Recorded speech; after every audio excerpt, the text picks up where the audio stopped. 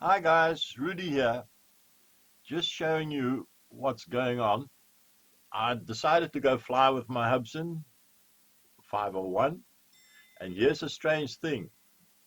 Although, as you see, it wants to come back to me, although I had 12 satellites on the quad and 10 on the transmitter, it did not have GPS hold. It wanted to come back to me. I'm pushing it away. I'm pushing it away and it comes back. It would not hold GPS. I thought, what the heck? So I landed it again, switched the motors off, restarted it, and tried again. A very strange phenomenon, this. Actually, it does not build your confidence with these Hubsan's 501S's, does it? Yeah, well, I've got quite a few GPS quads. Never happened to me. Here it comes again towards me. I had to push it away. I pushed it. Here it comes back. Because there was quite a strong wind, but it should hold its GPS position.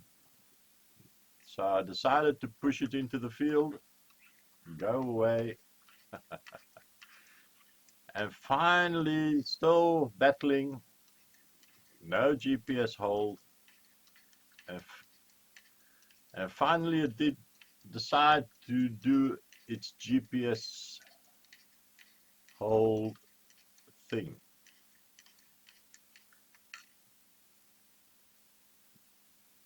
There was quite a bit of wind. When I left home, it was beautiful weather, no clouds, no wind.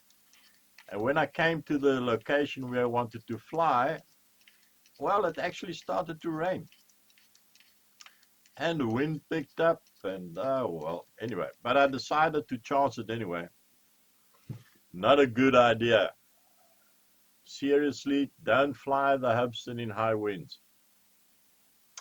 It was like about 40 k's, 40 kilometer per hour winds. I thought, well, shall I land it again and call it a day? But I thought, well, okay, let's go for a little spin. Pull it up to 40 meters. We are not allowed to fly higher than 50 meters on this location. So 40 meters, I keep it at the limit of 40, just in case the altitude meter is a bit off. And this is the countryside where I fly. It's in Holland, a lot of water and flatlands.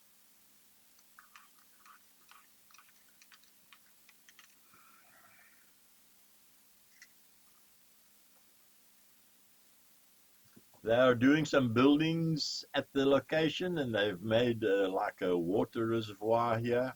So let's go and check it out. The water reservoir, you can see the wind throwing the quad around, and that's why there's also a slant to the right, because it's fighting that wind.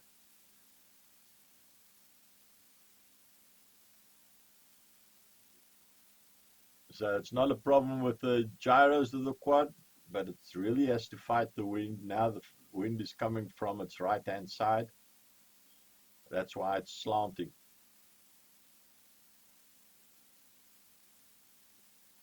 And it was not a constant wind. It was like a buffeting wind, which is always the worst, of course, isn't it? You can see it's fighting the wind now. And I'm around about the 150 meter mark. And at the pond, it's 200 meters. And a funny thing happened later on in the video that you will see. I actually lost control of the quad at 200 meters. It did its well-known strange flight. We love our water canals in this country because, our country is actually under sea level. And We're pumping water all day. It's like a leaky ship. You got to pump it, otherwise we're all going to get wet feet here. Okay, just watch out now. In a minute, when I turn towards the pond, the quad will lose its control.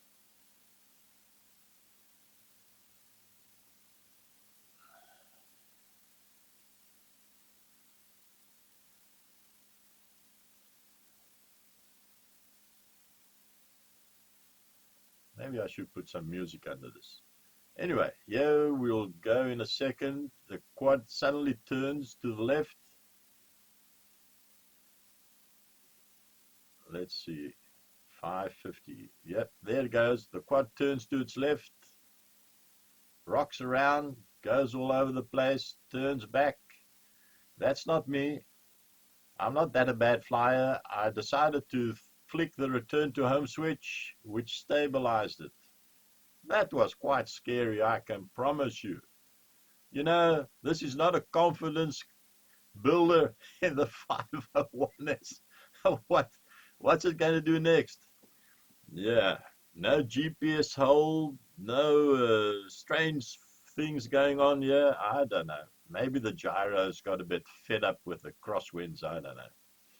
Anyway, will not fly in high winds anymore, which doesn't leave much flying time in this country because there's always wind. That's why you guys haven't seen many videos of this thing. Well, I actually thought, let's call it a day. Huh? It was cold, it was freezing. For me, I don't like cold. My hands were losing feeling. I couldn't feel the sticks properly. But let's go for a little spin. Okay, let's go home now. Come on.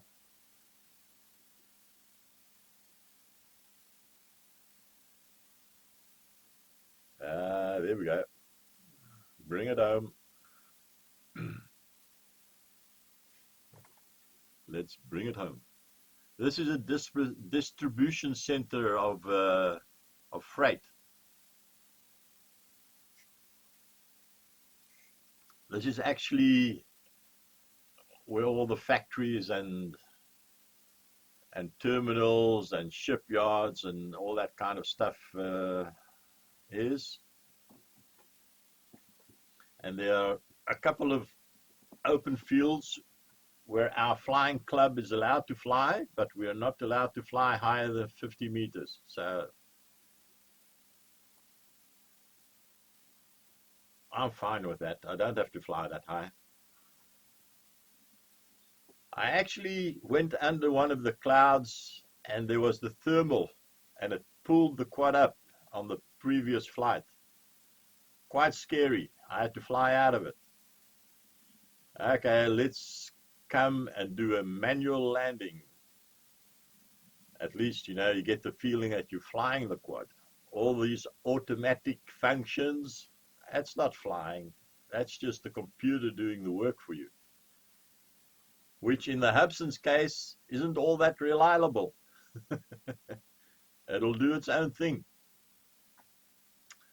Yeah, well, we've bought it, we'll have to deal with it until it flies away and disappears in the sky.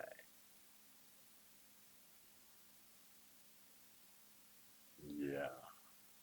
You can see in the background the windmills.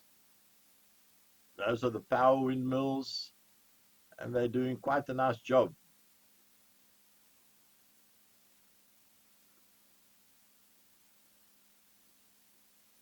And flying towards you is always a bit tricky. You mustn't forget that all the functions are now turned around. You can see I'm having a problem with the wind.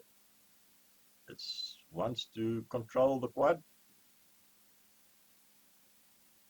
And I don't want to land in the sand or the grass. Now it wants to bite me again. Move it. Okay, guys, that was it. I say, watch out with this Hubsan. It can do funny things. Okay, see you around. This is Rudy saying bye bye.